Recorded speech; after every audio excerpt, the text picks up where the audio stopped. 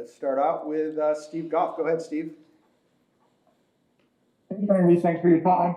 Hi. I know Twyla's running the show and getting the team ready for the China matches.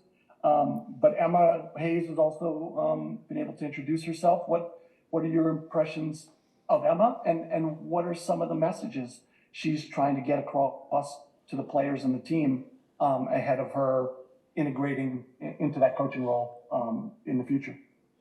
Yeah, I mean, the introduction was great. She's amazing so far. Obviously, it's only been 2 days, so there's only so much you can find out about a person. And I'd never met her before, so initial impressions have been really good. But I think the biggest thing with her coming in is getting to know us as players, because she's not going to be able to build the foundation or start anything with us if she doesn't really get to know us as people and know our characteristics on and off the field. So I think that's one of the biggest things that she's tried to communicate with us going into camp.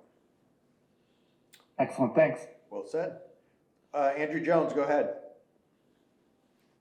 Thank you as always, Aaron, and hope that you're doing well. Trinity, I want to ask you first, just your whole vibe of being at F1 in terms of Las Vegas. How Just talking about it. F1 was really cool, and we literally were just having this conversation, but I had never really been into the races or anything, didn't follow it, and then being there, being with Red Bull was an amazing experience, seeing the work that the racers, do you say racers? Is that what they're called? Drivers? The drivers put in. Like, I don't feel like they get enough credit for how much work it is, how long they're driving for, how fast, like how much it is on their bodies and mental, but it was a really cool experience. I'm really glad I got to do that. And for you, especially since Emily Fox is you and her so close, and you gave her the Ice Spice in her mood quote for Emily, what's been your top 5 songs this year to get through? Oh my God. Whoa. That is tough. I really should have thought about it. Just give him a couple. I know this is hard. Okay, I would say New Paddock is a little Uzi. It's like game day song from youth camps that I've always listened to. It gets me pumped. I would say like Something by Drake. I feel like any of his songs. Probably For Free, that song by Drake. And Justin Bieber. I like all his songs. All right, next time we're going to get you in a... Literally a horrible answer, but sorry, I tried. We're going to get you in an F1 car next time. Okay, yeah, that's the goal. The course. Let's go to Michelle Kaufman as we are in Miami. Go ahead, Michelle. All right. Hi, can you hear me okay? Yep. Yeah? Okay, great. Thank you for doing this. Welcome to my beautiful city. Trinity, you're not going to believe that I'm this old, but I actually covered Dennis Rodman. I worked at the Detroit Free Press, and I covered the Pistons in the Bad Boy days with Isaiah Thomas and Bill Laimbeer and your dad. And, I covered that team, which was a lot of personalities on that team, as you might imagine. I wanted to ask you, I know that your mom, did the bulk of the raising and all that. I've read all the stories. I'm just wondering, from an athletic standpoint, have you ever, spent much time watching the way your dad played? Do you think that you got anything from him as far as your approach to sports, as approach to how you play as a player? Is there anything that you do that you think resembles the way he rebounded back then? 100%, and I think even people who don't know him could see the similarities, but I think the fire when we play is a big factor. I always say like hunting, because for me, when I watched my dad play and when I watch clips, it's the anticipation and like the proactiveness of the way that he used to play. And for me, I'm always looking to jump a defender. I'm always looking to track back. I'm always looking to get on somebody's blind side. So I think the sneaky, smart parts of the game I got from him and I learned from him. But again, I think competitiveness, fierceness, feistiness. I think that side, just like the passion, is very well seen, and me and my dad were never scared and aren't scared to show that. So that fire will always be shown on the field. I want to ask one follow-up. Did you play basketball? Did you steer away from basketball?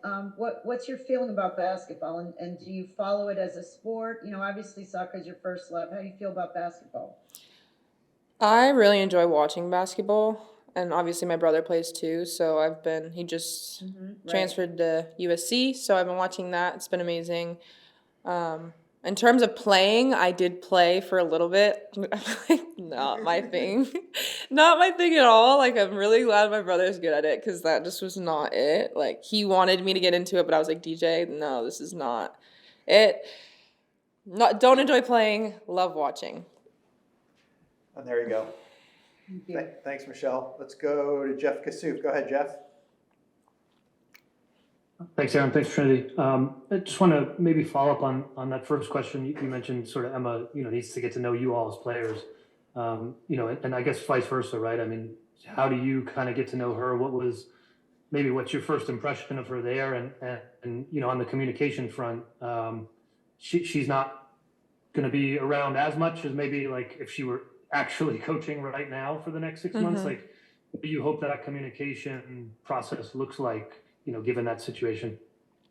I mean, for all of us, it's hard to say. I think it's easier for, like, Lindsay as being the captain. She kind of is the voice of the team, so the communication with her will be a lot more often. But, I mean, it's just hard to say. In camps, I think just those side conversations and finding opportunities to chat with her, sit with her, and talk just about anything. But yeah, I think for me, she is very eager to see what we can do. She wants us to be the players that we came into these camps as. She doesn't want us molded into something else. She doesn't want us straying away from who we are.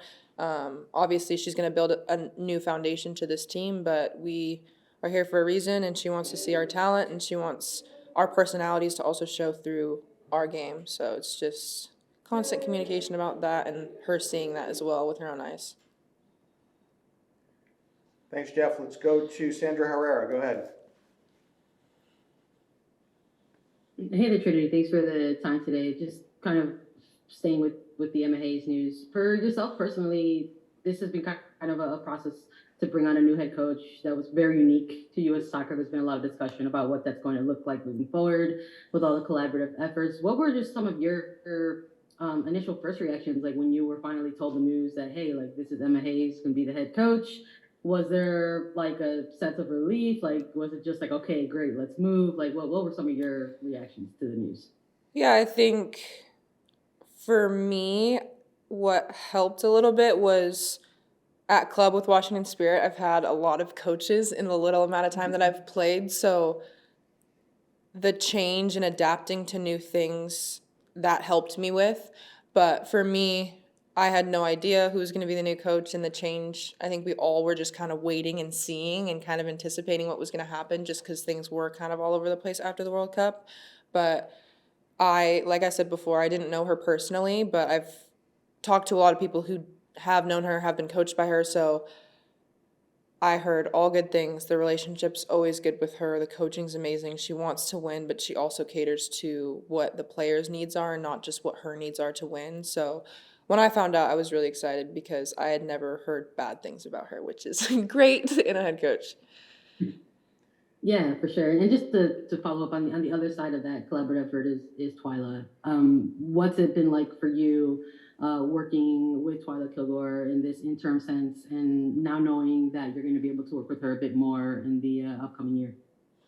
Yeah, I think I have respect for her just because going from an assistant coach role to head coach is difficult, and you kind of have to coach differently and have a bigger responsibility. So the transition she's made for that is insane, and the work that she puts in is so respectable and admirable. So kudos to her for that. But the relationship's been good. She pushes me really hard. She pushes the team really hard. And with that, she knows a standard, and she knows how and when to push certain players. She's not pushing every single player at the exact same moment, the exact same standard. I think she has such a good understanding of people, and she knows what each individual needs, which is really important. And I mean, she knows how she wants us to play, and she has her mind set on it. So coaching for her is very like simple, like it's to the point. This is what we need to do, and if we go into a game not doing it, this is what we need to do going into the second half. So she knows what we need to do, confident in it, and is really good at communicating. Awesome. Thanks. Good luck with the games coming up. Thank you. Thanks, Andrea. Nancy Armour, go ahead. Thanks for doing this, Trinity. Lindsay said yesterday that the goal for Paris is still the gold medal, and I'm wondering what, just in meeting with Emma, what you've seen with what you guys have done with Twyla, what gives you confidence that that is still attainable? That because these circumstances are not normal and they're not exactly ideal with when Emma is going to be coming in. Yeah, I mean, I think in sport, adapting and having, I don't want to call them setbacks because they're not. I think failures bring us to succeed. And for the U.S. team especially, we always talk about how we've been the best forever, and World Cup did not show that. So I think this is a perfect opportunity. If it makes sense, it's a weird moment for her to come in, but I also feel like it's almost perfect timing just because the World Cup was such a huge learning experience for the new players, the veteran players, and everybody in between. Teams are getting better. Competition is very top, and for us, it's not, we don't dominate every single team we play against physically, mentally, endurance-wise, like technically everything. So for us, it's cleaning it up, fixing things, communicating, and playing as a team. And I don't want to talk too much on the World Cup, but us as a team, I think, struggled a little bit. But moving forward, the connections are there, the relationships are growing stronger and stronger, and for us, nothing's unattainable. And I think that's what sets us up to succeed, is because no matter what happens and no matter the result of any game, there's never been a moment when we're like, we can't do this or this isn't achievable. So I think the mindset's the biggest thing for us, and we're all on the same page when it comes to that. Just time for a couple more for Tren. Let's go to Sean McCaffrey. Go ahead, Sean. The games coming up against China, they are historically a massive rival to your team. Has that been brought up at all, and is that serving as a motivating factor? Yeah, so I'm going to touch on the mentality part, because I think for us, we've never wanted to treat competition any differently. Obviously, there's a game plan, and there's changing and tweaking certain things depending on how the opponent presses, attacks, all that type of stuff. But for us, it's not a topic we think about. It's not, oh, they're our rivals, so we're going to play harder. No, we're going to play as hard as humanly possible for every single game. And again, mentality, and that's something that we want to embed in this team, and that's something we want to continue to have. So hasn't been talked about. I don't think it will be talked about, because for us, this is another game, another opportunity for us to come out as strong as we can. Let's go to Jonathan Tannewell. Go ahead.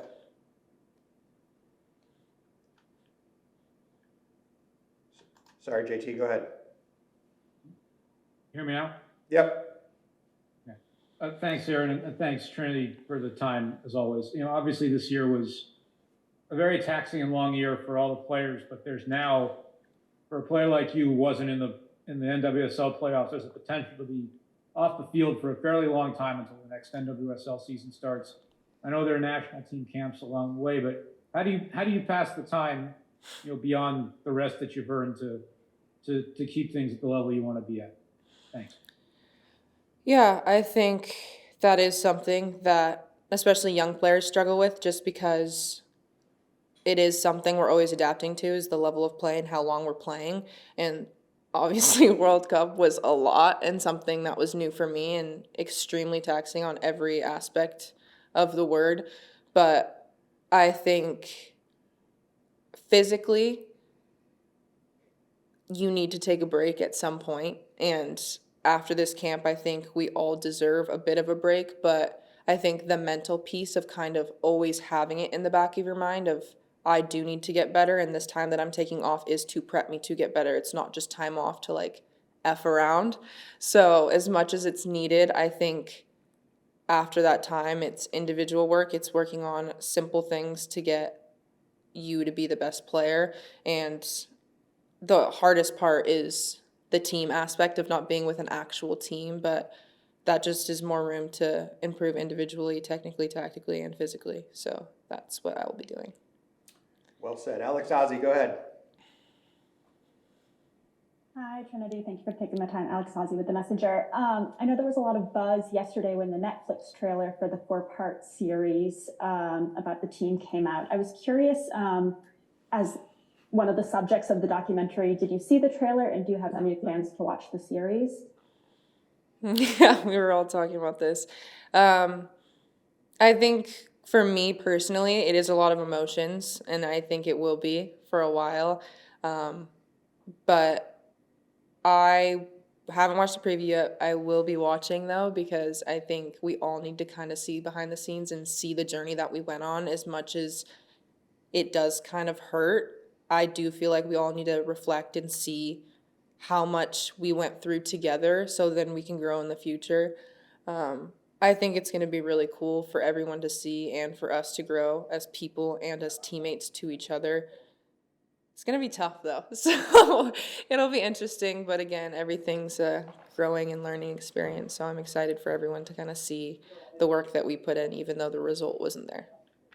Well said. And one follow-up, if I can.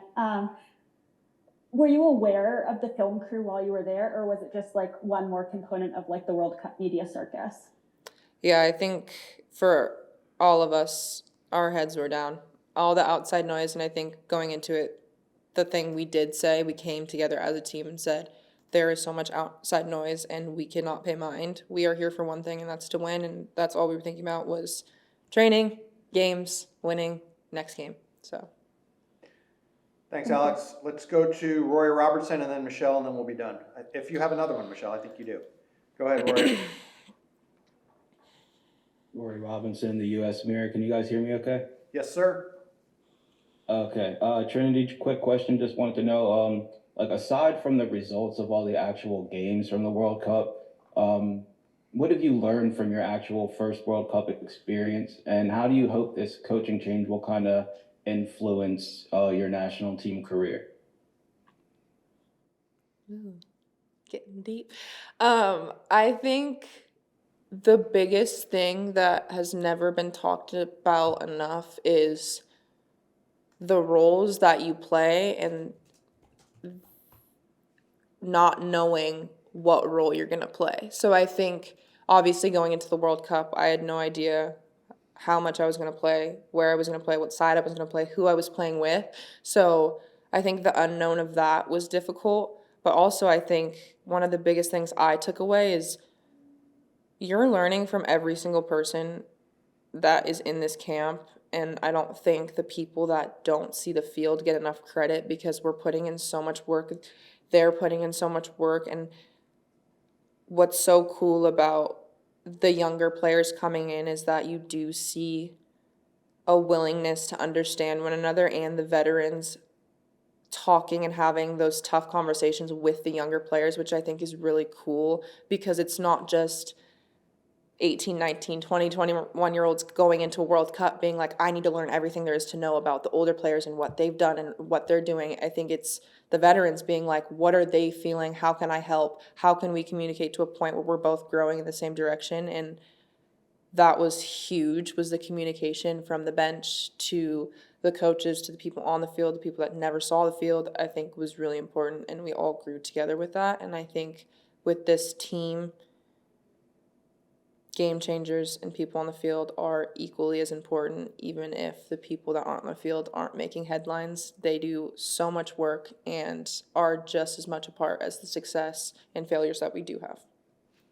Awesome. Last one goes to Michelle Kaufman. Go ahead, Michelle. Mine is sort of piggybacking on that. I was going to ask a similar question, but I'll tweak it a little bit about what you learned from this World Cup. I'm just wondering how much pressure you felt as one of the more, you talk about the higher profile players who are expected to play a big role. How much pressure did you feel, and how does it feel different going into 2024? How are you different now, let's say, than in December of last year, of 22? How are you a different player, or how do you feel your role is different now going into this new cycle? Yeah, I think, I don't know if it was pressure necessarily, because individually I didn't feel pressure in like the weirdest way, and I think that was just giving credit to our team for staying in our bubble. But I think it was more just trying to keep the standard of the team as a whole, because the team is and has built such a big legacy. It was more not letting my teammates down and setting that standard and holding that standard, being somebody who hasn't been around the standard for that long. So I would say that was a huge thing. And the biggest difference for me, I would say, is not getting so worked up about a training session or messing up. And I think coming into national team camp and being new in NWSL, I thought that one training was going to make or break a spot or the opportunity to make a World Cup roster. And I think those moments where you think it breaks it are the moments that you control to make it. So I think it's always reacting to not playing your best, and it's always how you react to it is how you're setting yourself up for the future. So I think having a different mindset on little mini setbacks are important.